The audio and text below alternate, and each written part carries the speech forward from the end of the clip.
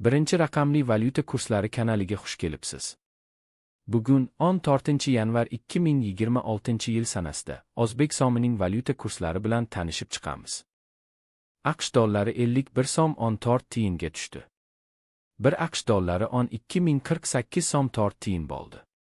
Endi 100 AQSh dollari 1.204.804 so'm bo'ldi. Oxirgi oyda AQSh dollari 0.7% ga tushdi. Yevro 71 so'm 79 tiyinga tushdi.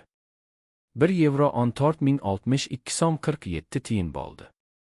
Endi 100 yevro 1.406.247 so'm bo'ldi.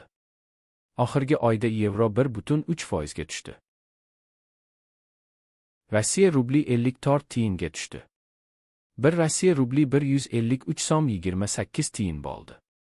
Endi 1000 Rossiya rubli 153.280 so'm bo'ldi. Oxirgi oyda Rossiya rubli 0.2% ga oshdi. AQSh dollarining Rossiya rubliga nisbatan kursi 6 kopeykaga tushdi.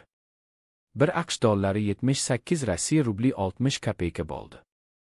Endi 100 AQSh dollari 7860 Rossiya rubli 15 kopeyka bo'ldi. Oxirgi oyda AQSh dollarining Rossiya rubliga nisbatan kursi 0.8% ga tushdi. Ertaga yangi kurslar bilan uchrashguncha like bosib obuna bo'lishni unutmang. Qo'ng'iroqchani bossangiz video chiqishi bilan sizga xabar beraman. Kuningiz xayrli bo'lsin.